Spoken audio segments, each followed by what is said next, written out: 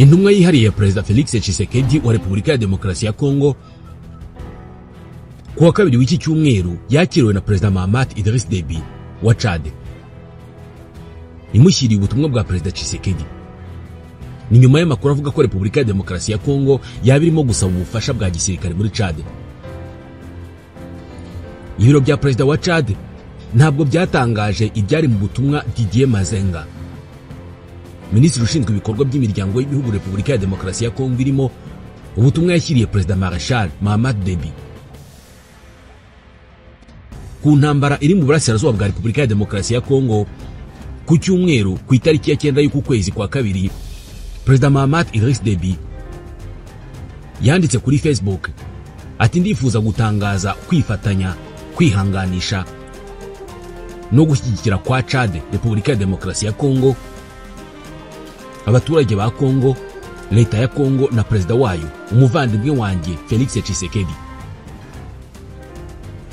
Mu cyumweru gishize, ishyaka ritavuga rumwe n'ubutegetsi muri Chad, Front pour l'Alternance et la Concorde du Tchad, FACT, ryasohoye itangazo ryamagana ko ubutegetsi bwa Mahamat Idriss Deby burimo kwitegura kohereza ingabo muri Repubulika ya Demokarasi ya Kongo.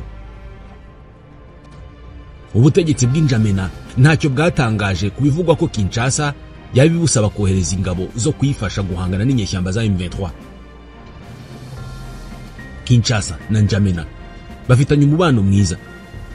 Mu mwaka ushize, Perezida Mahamat yambitse mugenzi we wa Kongo Tshisekedi umudari w'ikirenga, ndetse Tshisekedi yitiriwe umwe mu mihanda iri hagati mu murwa mukuru Njamena mu kumushimira uruhare yagize mu buhuza hagati ya leta n'abatavuga rumwe nayo bwagejeje ku mahoro muri Chad. Chad na Repubulika ya Demokarasi ya Kongo bihuriye mu muryango w'iterambere ry'ibihugu bya Afurika yo hagati, CEEAC. Mu ntambara ya kabiri ya Kongo yiswe intambara ya Afurika, Chad iri mu bihugu bya Afurika byohereje ingabo zo gufasha Laurent Désiré Kabila wari uhanganye n'inyeshyamba za RCD. Chad niyo hereza ingabo muri iyi ntambara zikahasanga iz'u Burundi, iza Afurika y'Epfo, iza Tanzania, iz'imitwe yitwaje intwaro irimo FDLR na Wazalendo. Bizagenda bite? Kwa mahanga akomeje gusaba ko habaho ibiganiro. Repubulika ya Demokarasi ya Kongo izashyira yemere kuganira na M23. Reka tubivugeho. Igisirikare cya Chad bakita l'Armée Nationale Tchadienne, ANT. Ni igisirikare cyashinzwe mu 1960 nyuma y'ubwigenge bw'igihugu cya Chad bwavuye ku Bufaransa. Mbere yaho izi ngabo zari zifite izina rya Forces Armées Tchadiennes, FAT. Nyuma zitwa Forces Armées Nationales Tchadiennes, FANT. Ubwo ni mu 1982. Zigizwe n'ingabo zirwanira ku butaka, gendarmerie, ndetse n'ingabo zirwanira mu kirere. Mu 2021 bivugwa ko zari zigizwe n'abasirikare bari hagati y'ibihumbi 40 n'ibihumbi 65. Mu bijyanye n'imiyoborere n'ubukungu, izi ngabo zafashe umwanya ukomeye cyane mu mitegekere y'igihugu guhera ku bwigenge. Kandi mu 2020 ingengo y'imari yazo yari hagati ya 30% na 40% by'ingengo y'imari y'igihugu, bingana na 3.1% by'umusaruro mbumbe w'igihugu. Ubufasha Perezida Felix Tshisekedi akeneye kuri mugenzi we wa Chad Mahamat Idriss Deby ni ubufasha bw'ingabo mu gisobanuro cya nyacyo cy'amagambo. Akeneye ko Chad yohereza ingabo muri Kongo gufasha iki gihugu guhangana na M23. Niko amakuru aturuka hafi mu buyobozi bwa Kongo bivuga. Intumwa yihariye ya Perezida wa Kongo yageze Njamena kuwa kabiri ku itariki ya 18 mu masaha ya saa sita. Yari ijyanye ubutumwa ku muyobozi wa Chad. Iki cyifuzo cyo gufashwa n'ingabo za Chad ubu ngubu kirimo gusuzumwa na leta ya Njamena, ariko igashaka kubahiriza inzira zemewe n'amategeko yaba y'igihugu ndetse na mpuzamahanga. Ni mu gihe amahanga ashyira imbere amahirwe yo kuganira nk'uko byemejwe mu nama y'abayobozi b'ibihugu bya EAC na SADC. Birasa n'amateka arimo kwisubiramo. Mu mwaka wa 1998 mu ntambara yiswe ya kabiri ya Kongo, ingabo zo muri Chad zoherejwe muri Repubulika ya Demokarasi ya Kongo gukorana n'ingabo za Perezida Laurent Désiré Kabila mu kurwanya inyeshyamba. Icyo gihe Chad yategekwaga na se wa perezida uriho ubu ngubu, ni Marshal Idriss Deby Itno. Iyi ntambara yatumye Chad yohereza abasirikare muri Kongo. Tuzayivugaho mu buryo burambuye ndetse n'uburyo bisa naho amateka arimo yisubiramo. Mu gihe Minisitiri Mazenga yari yajyanye ubutumwa Injamena. Perezida Tshisekedi yari i Rwanda yagiye kubonana na Perezida Joao Lourenço ngo barebe ku buryo ibintu birimo guhinduka vuba kandi bige ku ngamba zafatwa nyuma y'inama rusange y'ubumwe bwa Afurika iheruka. Minisitiri w'ububanyi n'amahanga wa Angola Tete Antonio niwe wabibwiye abanyamakuru. Perezida Lourenço usanzwe ari umuhuza mu kibazo cya Repubulika ya Demokarasi ya Kongo yavuze ko agomba kureka izi nshingano kugira ngo yite ku kazi gashya ko kuba umukuru w'umuryango wa Afurika yunze ubumwe. Inshingano yafashe mu mpera z'icyumweru gishize mu nama rusange y'umuryango wa Afurika yunze ubumwe yabereye Addis Abeba. Mu kiganiro yagiranye na Jeune Afrique cyatangajwe mu cyumweru gishize, Perezida Lourenço yumvikanye avuga ko bagiriye inama Perezida Tshisekedi ko ari ngombwa kuganira n'abaye amakimbirane areba bose harimo na M23. Ibiganiro birimo na M23 ni ingingo yasabwe n'inama y'imiryango y'ibihugu by'umuryango wa Afurika yunze ubumwe na SADC iheruka guteranira Dar es Salaam mu ntangiriro z'uku kwezi. Perezida Tshisekedi yavuze ko atazigera agirana ibiganiro n'umutwe wa M23 yita umutwe w'iterabwoba, asubiramo ko u Rwanda ari rwo ruwuri inyuma. Mu ijambo rye mu nama y'umuryango wa Afurika yunze ubumwe ya Addis Abeba, Antonio Guterres, umunyamabanga mukuru wa Loni, yasabye ko ubusugire bwa Repubulika ya Demokarasi ya Kongo bwubahirizwa. Aburira ko nta gisubizo cya gisirikare gishoboka. Asaba kandi kwirinda ko aya makimbirane yavamo intambara y'akarere. Guhera hagati mu mwaka ushize, leta ya Kongo yongereye ingengo y'imari ishyirwa mu gisirikare. Mu kwezi kwa gatandatu k'uwo mwaka nibwo Minisitiri w'Intebe wa Kongo Madame Judith Suminwa yatangaje ko leta y'igihugu cye izashyira 20% by'ingengo y'imari yayo y'imyaka 5 mu kongera ingufu z'igisirikare na police kugira ngo bashobore kugarura amahoro cyane cyane mu burasirazuba bwa Kongo. Madame Suminwa yavuze ko inkingi y'umutekano yonyine izatwara miliyari 400 z'amafaranga ya Kongo. Ayengara arenga miliyari 18 z'amadolari ngo nayo gushyira muri gahunda zo kongerera ubushobozi igisirikare na police mu myaka 5 iri imbere. Gusa birasa n'ibitaratangira gutanga umusaruro kubera ko igisirikare cya Kongo n'abafatanyabikorwa bacyo bakomeje gutakaza ibice bitandukanye byigarurirwa n'inyeshyamba za M23. Nk'ubu uyu mutwe witwaje intwaro wa M23 wafashe centre ya Kitombiro iherereye muri teritwari ya Lubero, intara ya Kivu y'Amajyaruguru, ni mu burasirazuba bwa Kongo. Centre ya Kitombiro iri mu ntera y'ibirometero 25 werekeza muri centre ya Lubero. Yafashwe nyuma y'imirwano ikomeye yahanganishije ingabo za Kongo na M23 mu gitondo cyo ku itariki ya 19. Amakuru ava muri Lubero avuga ko ingabo za Kongo zagerageje gukoresha imbunda ziremereye na kajugujugu mu gukumira abarwanyi ba M23, ariko bibi by'ubusa. Haravugwa abasirikare bahunze urugamba batabwa muri yombi n'ishami ry'igisirikare cya Kongo rishinzwe imyitwarire. Abasivile benshi nabo barahunze berekeza ahatekanye. Uyu mutwe wa M23 usanzwe ugenzura ibindi bice byo muri Lubero birimo Alimbongo, Kanyabayonga, Kaina, Kirumba ndetse na Matembe. Ibi ni ibice wafashe mu mpera z'umwaka wa 2024. Iyi mirwano yabereye muri Lubero mu gihe n'ibindi bice byo mu ntara ya Kivu y'Amajyepfo birimo kuberamo imirwano nyuma yaho M23 ifatiye umujyi wa Bukavu na Kamanyola. Aha muri Kivu y'Epfo naho abarwanyi ba M23 binjiye mu mujyi muto wa Kamanyola uri ku mupaka wa Repubulika ya Demokarasi ya Kongo, Uburundi n'u Rwanda hari mu ijoro ryo kuwa kabiri. Kamanyola muri teritwari ya Walungu iri ku ntera ya kilometero 45 mu majyepfo ya Bukavu na kilometero zigera kuri 70 mu majyaruguru y'umujyi wa Uvira ku kiyaga cya Tanganyika. Minisitiri ushinzwe ubutegetsi bw'igihugu mu Burundi Bwana Martin Niteretse yemeje ko abanyekongo bagera ku 20,000 bamaze kwinjira mu Burundi, barimo n'abapolisi barenga 100 bose bahunze imirwano. Ku itariki ya 16 y'ukwezi kwa kabiri muri uyu mwaka nibwo M23 yemeje ko yafashe umujyi wa Bukavu. Nyuma yo kwirukana muri uyu mujyi abasirikare ba Kongo nabo bafatanya. Kuva uwo munsi abarwanyi ba M23 batangiye ibikorwa byo gushakisha abafite intwaro bari bakishe muri Bukavu no guhangana n'abasirikare bari bahungiye mu majyepfo y'uburasirazuba bw'umujyi. M23 iragenzura uruhande rwa Kongo ku mupaka wa Kamanyola uhuza iki gihugu n'u Rwanda kuva ku mugoroba wo ku itariki ya 18 nyuma yo kwirukana abarwanyi bo mu ihuriro ry'imitwe yitwaje intwaro rya Wazalendo. Uyu mutwe witwaje intwaro wa M23 kandi biremeza ko ukomeje urugamba umanuka, bigaragara ko werekeza muri teritwari ya Uvira.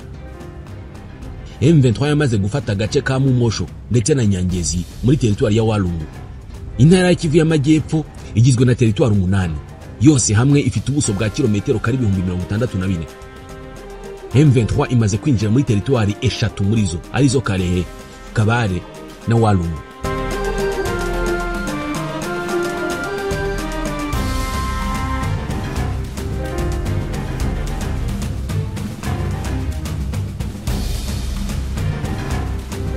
Inama ishinzwe umutekano ku isi ya LONU yarayiteranye i New York yiga kuri iyi ntambara yo mu burasirazuba bwa Kongo, aho abahagarariye ibihugu bitandukanye bagaragaje aho ibihugu byabo bihagaze mu gukemura iki kibazo. Madame Therese Kayikwamba Wagner ni minisitiri w'ububanyi n'amahanga wa Repubulika ya Demokarasi ya Kongo, yavuze ko ibiri mu gihugu cye ngo ari umushinga w'u Rwanda wo gukuraho ubutegetsi bwa Perezida Tshisekedi. Uhagarariye u Rwanda Ernest Rwamucyo we yasubije ko ibibazo bya Kongo bidakwiye kuryozwa u Rwanda, ko ikirushishikaje ari umutekano warwo n'ikibazo cyawo kiri ku butaka bwa Kongo. Bwana Zeferin Maniratanga uhagarariye Burundi muri LONU we yavuze ko ingingo igihugu cye gihagazeho mu gukemura amakimbirane muri Kongo zirimo ibiganiro. Muri izo ngingo yavuze ko bikwiye ko umuryango mpuzamahanga ushyira igitutu gikenewe ku bateye Repubulika ya Demokarasi ya Kongo bagahungabanya ubusugire bwayo. Avuga ko niba nta gikozwe nonaha aya makimbirane ashobora kuzavamo amakimbirane y'akarere atibasira Kongo gusa, ahubwo akarere kose k'ibiyaga bigari. Maniratanga yavuze ko bikenewe gusohoka nonaha muri Kongo kw'ingabo zose zitatumiwe zirimo n'iz'u Rwanda, ndetse ngo bikenewe no gusenya imitwe yitwaje intwaro y'imbere muri Kongo n'iyo hanze irimo na FDLR. Ati kuri M23 ni ingenzi ko uyu mutwe niba uvuga ko ari uw'abanyekongo ushyirwa mu biganiro bihuza abanyekongo biyoborwa na Uhuru Kenyatta, bagashaka ibisubizo byabo ubwabo nta kubyivangamo ko hanze. Madame Therese Kayikwamba yongeye gushinja u Rwanda na M23 ubwicanyi ku bantu 4,000 i Goma ngo byakozwe mu masaha 48. Yabashinje kandi gukomeretsa abarenga 4,000. Yatanze ingero z'umuyobozi gakondo wahitwa Kiziba ngo wicamwe n'umuryango we, umuhanzi witwa Delka Idengo, avuga ko hari n'ubundi bwicanyi ngo batazi neza ariko ngo bwabaye. Yongeyeho ati buri munsi Croix Rouge na CICR bavana imirambo mu muhanda mu gihe iyo mirambo igenda uruta ubushobozi bwabo. Ati ngibyo ibiba iyo umutwe w'iterabwoba ufasha umujyi ugashyiraho ubutegetsi bwawo bwo kwica. Iyi nteko ya LONU ireba, iyi nteko yamagana, ariko iyi nteko ntigire ikikora. Mbere umutwe wa M23 wahakanye ubwicanyi buvugwa na leta, uvuga ko abapfuye ari abasirikare na wazalendo biciwe mu mirwano. Abandi bapfuye nyuma ngo ni ingaruka z'intwaro leta yatanze mu basivile, kandi uyu mutwe uvuga ko ubuzima i Goma burimo gusubira ku murongo mu mutekano. Madame Kayikwamba yavuze ko akanama ka LONU gashinzwe umutekano ku isi gakwiye gufatira ingamba zikomeye u Rwanda na M23 kubera ko ngo bashaka gukuraho ubutegetsi bwemewe bwatowe muri Kongo. Ati intambara ni umushinga w'u Rwanda ruciye muri M23 ugamije kuvanaho ubutegetsi bwacu ku ngufu. Ati M23 ifashijwe n'u Rwanda irashaka gukoresha intwaro igashyiraho icy'amatora yanze, ariko abaturage ba Kongo baravuze ngo oya. Barashaka guhitamo abategetsi babo mu matora aho kuba ku rusaku rw'imbunda. Bwana Rwamucyo Ernest, ambasaderi w'u Rwanda mu muryango w'abibumbye, we yavuze ko hari amakuru menshi y'ibinyoma atangazwa ndetse n'atangazwa n'amashami ya LONU kubibera muri Repubulika ya Demokarasi ya Kongo, nk'ubwicanyi ku bana buheruka kuvuga i Bukavu. Yagize ati ubwo FARDC yahaga intwara abasivile hamwe n'abana, hano ntawe bivuzeho. None ubu ngubu muravuga amakuru atari ukuri yo kwica abana. Ati ndabisubiramo, leta guha intwaro imitwe yitwaje intwaro ni uguhembera akaga turimo kubona. Bwana Rwamucyo yavuze ko u Rwanda rutagomba gushinga ibibazo leta ya Kongo ubwayo yateje. Ati icy'ingenzi cyane kuri twebwe kandi kizahora ari ingenzi ni umutekano w'imbibi zacu n'umutekano w'igihugu cyacu. Twakomeje kubisubiramo ko muri Kongo hari ikibazo ku mutekano wacu kandi tugifata nk'ikibazo gikomeye. Yavuze ko u Rwanda ruhangayikishijwe n'imitwe myinshi yoherejwe hafi y'imipaka yarwo, irimo n'ingabo z'u Burundi zihuriye ku ngengabitekerezo na FDLR, Sami DRC n'abacanshuro basigaye. Yongeraho ati dutewe impungenge no kuba Perezida Tshisekedi akomeje gushaka kuzana izindi ngabo zo hanze, ubu arimo gusaba ibindi bihugu bya Afurika kohereza ingabo muri Kongo. Ati izo ngabo zose zikwiye kuva muri Kongo kubera ko zigeramiye umutekano w'u Rwanda. Yavuze ko ubwo umujyi wa Goma wafatwaga, FARDC, ingabo z'u Burundi na FDLR batunze imbunda zabo mu Rwanda, barasa mu gihugu, hapfa abasivili 16, hakomereka 177 n'ibyabo birangirika. Atari ko nta gihugu na kimwe cyamaganye ibi. Ati u Rwanda nta mahitamo rufite usibye gukaza ubwirinzi bwarwo, kandi ruzakomeza kubikora. Uko ingabo z'amahanga zikomeza kugira uruhare muri iyi ntambara, birarushaho kugenda byerekeza gukomera nk'umwaka w'1998, ubwo muri iki gihugu cya Repubulika ya Demokarasi ya Kongo habaga intambara ihuriyemo ibihugu byinshi bya Afurika, intambara yiswe iya Afurika yose. Hari n'abajya kure bakavuga ko ariyo ntambara y'isi ku mugabane wa Afurika.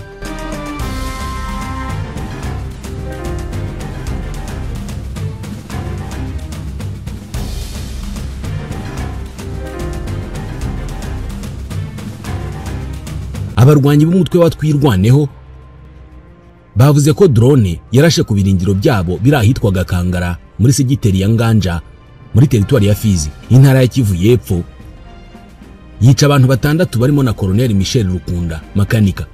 Uyu Michel Rukunda Makanika yari umuyobozi w'umutwe witwa Twirwaneho.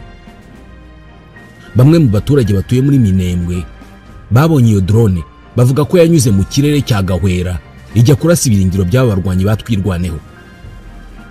Haba igisirikare cya leta ya Kongo cyangwa se indi mitwe yitwaje ibirwanisho, ntawe uravuga ko aribo bishe Colonel Makanika wayoboraga uyu mutwe wa Twirwaneho mu kwita ku mutekano n'ubusugire bw'abaturage b'Abanyamulenge bakunda kwibasirwa cyane n'abarwanyi ba Mai Mai na Red Tabara.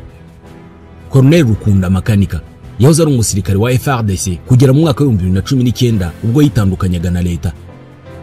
Uyu muyobozi wa Twirwaneho yishwe mu gihe inyeshyamba z'umutwe wa M23 zikomeje gufata ibice bitandukanye byo mu ntara ya Kivu y'Epfo. Ni nyuma yo gufata Bukavu mu mpera z'icyumweru gishize. M23 yigaruriye kandi santere y'ubucuruzi ya Kamanyola ku munsi wa kabiri w'iki cyumweru. Urimo kwibaza Twirwaneho abaribo? Reka tubavugeho. Intambara imaze imyaka 30 mu burasirazuba bwa Repubulika ya Demokarasi ya Kongo yateje ikwirakwira ry'imitwe yitwaje intwaro amagana muri iki gihugu. Muri iyo myaka habaye ubwicanyi bwinshi bushingiye ku moko, bituma havuka imitwe myinshi y'abarwanyi ivuga ko ishaka kurengera abaturage babo kubw'ibitero bagabwaho. Umwe muri iyo mitwe ni Twirwaneho. Ni umutwe w'abarwanyi watangiye kugaragara cyane guhera mu 2019. Uyu ni umutwe w'abarwanyi b'Abanyamulenge ukorera muri Kivu y'Amajyepfo. Abanyamulenge ni umuryango mugari w'abaturage babarizwa muri Repubulika ya Demokarasi ya Kongo hafi y'umupaka w'iki gihugu n'u Burundi, Tanzania n'u Rwanda. Ubwoko bw'Abanyamulenge bwiganje cyane mu ntara ya Kivu y'Amajyepfo hafi y'inkombe z'ikiyaga cya Tanganyika gihuza u Burundi na Tanzania, hamwe n'agace k'amajyaruguru ashyira uburasirazuba bwa Zambia. Nubwo mu mwaka w'1880 aribwo habaye ibarura rya mbere ry'Abanyamulenge, bivuga ko batangiye kugera muri Kongo mbere y'imyaka isaga 100. Icyo abashakashatsi benshi batasobanukiwe nuko babitwa ko bafite inkomoko mu Rwanda, bakabaye bahuje ururimi n'abandi baturage bo muri Kongo bavuga Ikinyarwanda, nyamara bo bakagira imwe mu mico yihariye badasangiye nabo bakoresha ururimi rumwe bo mu ntara ya Kivu y'Amajyaruguru. Iyo ugereranije Abanyamulenge nabo Banyekongo bavuga Ikinyarwanda, usanga ikidahura ari uko abandi bafite inkomoko mu Rwanda bagiye bagerageza gushyingirana n'andi moko, ariko Abanyamulenge bakabyirinda, n'ababigerageje bake bagashyingiranwa n'abagaragu babo gusa.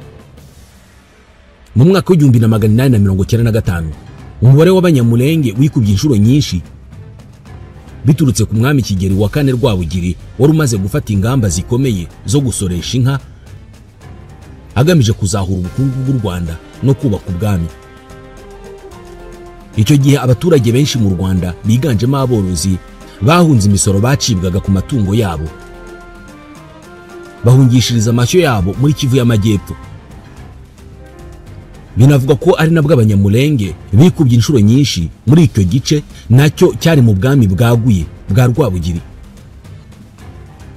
Uko guhunga imisoro kwaje gukurikirwa n'itanga ry'umwami Rwabugiri, bitera intambara yo ku Rucunshu, ibyatumye abandi banyarwanda bo hakuno y'ikiyaga cya Kivu bimukira muri Kivu y'Epfo. Nyuma y'intambara ya kabiri y'isi n'inkundura yo kwigenga kw'ibihugu bya Afurika mu myaka y'1960, ibihugu byinshi byashatse kwigarurira Kongo. Ku ruhande rumwe hari itsinda rya leta yari imaze kwigarurirwa na Mobutu n'ingabo ze, ryari rishyigikiwe na Leta Zunze Ubumwe za Amerika n'Ububirigi, rikaba ryarakoranaga bya hafi n'umucancuro w'Umubirigi witwaga Jean Shkrame, uyu twamuvuzeho. Ku rundi ruhande hari irindi tsinda ry'umutwe w'inyeshyamba witwaga Simba, wari warigaruriye hafi uburasirazuba bwa Kongo bwose, ushyigikiwe n'Abasoviyete, Ubushinwa na Cuba. Shkrame n'ingabo ze za leta baje kotsa igitutu ingabo za Simba, ibintu bihindura isura. Inyeshyamba zabaga zicitse ku icumu zigatangira kwigabiza inka z'Abanyamulenge, bazirira kuzimara. Mobutu, ingabo ze na Shkrame babyumvise basabye Abanyamulenge kwiyomeka kuri leta, abemerera no kubaha imbunda zo kurinda inka zabo no kurwanya inyeshyamba za Simba zari zarayobotswe bikomeye cyane n'abo mu bwoko bw'Ababembe, ubwoko bwari bwiganje cyane muri Kivu y'Epfo. Abasore b'Abanyamulenge bitwaje intwaro batangiye kurasa inyeshyamba za Simba zari zarabamariye inka. Aba Banyamulenge babashije kwica benshi muri izo nyeshyamba n'abasore n'abagabo bo mu bwoko bw'Ababembe. Kuva ubwo Umubembe atangira gufata Umunyamulenge nk'umugambanyi wagize uruhare mu kurimbura ubwoko bwabo, kandi bakanongeraho ko Abanyamulenge baje babasanga kuri ubwo butaka. Mobutu abonye uko abasore b'Abanyamulenge barwananye ubutwari barengera inka n'inzuri zabo, yahise abagira inshuti, arabatonesha, anabashyira mu mashuri meza, batangira no kujya mu butegetsi.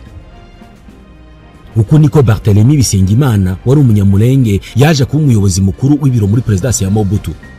Abandi bajya mu mashuri yaragezweho y'abamisiyoneri, ndetse mu 1971 Mobutu yahise ashyiraho iteka ryemerera Abanyamulenge ubwene igihugu busesuye. Guhera ubwo andi moko ntabwo yongeye kwita Abanyamulenge abanyamahanga b'Abanyarwanda. Mu matora y'abayobozi b'intara yo mu 1985, Ababembe n'Abafulero biyitaga Abahutu bo muri Zaire bavuze ko Abanyamulenge bemerewe gutora ariko ko batemerewe gutorwa. Kuva ubwo batangira guhangana kugera ubwo mu 1991 abasore b'Abanyamulenge batangiye gutekereza kwitoza igisirikare kugira ngo bazirwaneho igihe bazaba babangamiwe n'abari bamaze kubabuza gutorwa. Ubwo ingabo za RPF Inkotanyi zatangiraga urugamba rwo kubohora u Rwanda ahagana mu 1991, rumwe mu rubyiruko rwaturutse imihanda yose mu biyaga bigari rwitabira urugamba ku bwinshi, harimo n'Abanyamulenge. Kuva icyo gihe Perezida Mobutu n'abandi banyekongo batangiye kubishisha bitewe n'umubano leta ya Mobutu yari ifitanye n'iya Habyarimana. Nyuma y'imyaka 20 asinya iteka ryemereraga ubwene igihugu Abanyamulenge, mu 1991 Mobutu yahise abihindura, atangiza amabarura yo kwerekana abanyekongo nyabo n'abandi batari bo. Muri Zaire hashyizweho komisiyo ishinzwe kwiga ku kibazo cy'Abanyamulenge, yari iyobowe n'uwitwa Mambweni Vangu. Mu gihe gito yategetse ko Abanyamulenge bose ari Abanyarwanda kandi ko bagomba gutaha iwabo hatitawe ku gihe bagereye muri icyo gihugu. Batangiye gutotezwa no kwicwa hirya no hino muri Kongo. Kubera iryo hohoterwa, Abanyamulenge bisanze bari mu ngabo zitandukanye muri Afurika, zirimo izahoze ari za FPR Inkotanyi ikiri mu ishyamba. Nubwo nta mibare yashyizwe ahagaragara yerekana uko banganaga, muri bo hari abari bafite ku mutima guhirimbanira kuzajya kubohora Zaire, nabo bakagira uburenganzira nk'ubw'abandi banyekongo basaga naho bavukijwe. Ahagana mu 1995, nyuma yaho bamwe mu bagize uruhare muri jenoside yakorewe Abatutsi bahungiye muri Zaire bagatiza umurindi urwango abanyekongo bari bafitiye Abanyamulenge, ibintu byabaye bibi cyane. Abanyamulenge bongera gufata intwaro bajya inyuma ya Laurent Désiré Kabila mu rugamba rwakuyeho Mobutu mu 1997. Urugwango no kwicwa kw'Abanyamulenge rero biri mu byatumye bashinguye umutwe w'abarwanyi bawita Twirwaneho. Umuyobozi w'uyu mutwe yari Michel Makanika Rukunda twamuvuzeho, yahoze ari umusirikare mu gisirikare cya leta ya Kongo mbere yo kukivamo mu 2019. Yahinduye inyeshyamba za Twirwaneho ingabo zifite imikorere inoze ya gisirikare, zishyigikirwa kandi ziterwa inkunga ku rwego mpuzamahanga n'abanyamulenge. Ariko kandi yaranakurikiranyweho ibyaha byo guhonyora uburenganzira bwa muntu byatumye ashyirwa ku rutonde rw'ibihano by'umuryango w'ubumwe bw'Uburayi. Uruhare rwa Twirwaneho muri politike y'igihugu rwabaye ruto, ariko uyu mutwe wagize uruhare rukomeye cyane mu kurengera abatutsi b'abanyekongo no kurwanya ababona abatutsi n'abavuga ikinyarwanda nk'abanyamahanga binjiye ku butaka bwa Kongo.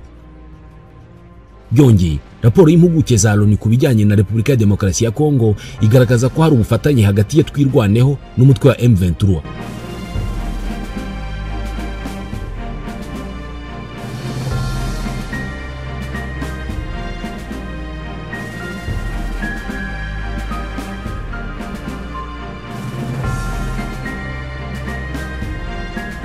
Mu mwaka wa 2023 umuyobozi w'uyu mutwe ugamije kurengera abanyamulenge Colonel Rukunda Michel uzwi nka Makanika yavuze ko ntacyo bitwaye kuba bakorana na M23 n'undi wese wifuza ko akarengane bakorerwa gahagarara muri Repubulika ya Demokarasi ya Kongo. Inshuro nyinshi uyu mutwe wa Twirwaneho wakunze kuvuga ko imitwe yitwaje intwaro ikorera hafi y'ibice bituyemo abanyamulenge hamwe n'igisirikare cya leta bagiye bafatanya mu kugaba ibitero ku midugudu y'abanyamulenge. Iyi ngo niyo ntandaro y'ibitero Twirwaneho ikora igaba ku gisirikare cya Kongo n'andi matsinda yitwaje intwaro. Iri hohoterwa ry'abanyamulenge rivuga ko ryatangiye cyane cyane ahagana mu ntambara zo mu 1964. Hari intambara y'abitwa ba Mulele. Mulele yakomogaga mu ntara ya Bandundu, yaje gucibwamo ibice byinshi. Uyu yashatse amashyamba atangirira mu rugamba rwo kurwana na leta y'icyo gihe, abikorera mu burasirazuba bwa Kongo ari kumwe n'abandi benshi. Abarwanyi be batangira kurya inka z'abanyamulenge, nibyo twavugagaho mu kanya. Iri hohoterwa ryatangiye muri iyo myaka, ariko ko imyaka yagiye ishira byagiye biba bibi cyane cyane mu gihe habaga abayobozi bakomoka muri Kivu y'Amajyepfo bari muzwi nka Nzulu n'imbembe wo mu bwoko bw'ababembe. Ibi nabyo twabivugagaho mu kanya. Mu ntangiriro z'imyaka y'1990 habaho inama yahuje abanyekongo iyobowe na Laurent Musenga wari musenyeri. Icyo gihe abavuga ikinyarwanda ntibemerewe kwinjira muri iyo nama, babwirwa ko atari abanyekongo batagomba kugira uruhare mu biganiro biganisha ku kubaka igihugu. Ibiganiro nk'ibi ni nabyo byavuyemo guhindura rya tegeko ryahaga ubwene igihugu bwa Kongo abanyamulenge. Ibi byose ngo babikoraga babigambiriye. Uko impunzi zagiye ziva mu Rwanda ni nako bahinduraga amategeko bagashaka guhuza abanyamulenge n'abahunze vuba ahangaha. Muri iyi minsi w'abanyamulenge baribasiwe cyane.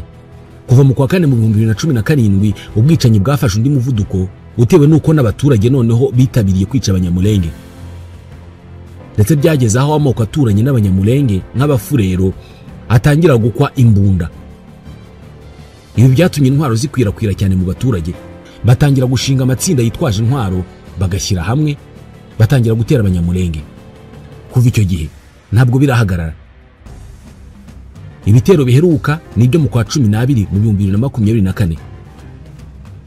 Hagati y'itariki ya 25 n'iya 27 bivugwa ko ubw'abandi barimo bizihiza Noheli, abanyamulenge barimo bicwa. Ntabwo ari ubukana bwo kubica bwiyongereye gusa, byemezwa ko n'ubugome bicanwa nabwo bwiyongereye. Usibye no kwicwa kandi baranasenyewe. Nk'ahitwa Minembwe, abahasigaye bose ngo baba mu nkambi kubera ko aho bari batuye hirya no hino mu misozi ibitero byaturukaga impande zose. Biza ko bibasira, bahitamo kwishyira hamwe ahantu hameze nk'inkambi kandi ari ku butaka bwabo. Ibi ngibi ngo byorohereje imitwe yitwaje intwaro ifatanyije n'ingabo za leta kubera ko bakorera hamwe. Ngo bagiye babatera babasanze hamwe badafite ubushobozi bwo kwirwanaho, bakicamo benshi. Byemezwa ko ari ubwicanyi bufite isura ya jenoside kubera ko ngo n'ubwicanyi bwibasira itsinda rimwe ry'abanyekongo. Ngo bagiye banabakorera ibindi bikorwa birimo kubarandurira imyaka, kubicira inka. Ibi byose bikaba uburyo bwo kugira ngo n'abatishwe bazasigare ntaho bari. Mu cyumweru gishize ingabo za Repubulika ya Demokarasi ya Kongo zibarizwa mu mutwe ushinzwe ubutabazi bwihuse ndetse n'abarwanyi b'ihuriro Wazalendo bavuye mu birindiro byabo mu gace ka Minembwe mu ntara ya Kivu y'Amajyepfo ngo berekeza ahantu hatazwi. Uyu mutwe witwaje intwaro watwirwaneho urinda umutekano w'abanyamulenge wasobanuye ko izi ngabo za Wazalendo zagiye ziva muri Minembwe nyuma yo kugaba ibitero bitandukanye kuri aba baturage. Wasobanuye ko ibi bitero ku banyamulenge ngo byanyagejwe na vice guverneri wa Kivu y'Amajyepfo uherutse gusura teritwari ya Fizi na Uvira mu rwego rwo guha abasivile intwaro kugira ngo bazifashishe mu bitero bagaba ku banyamulenge.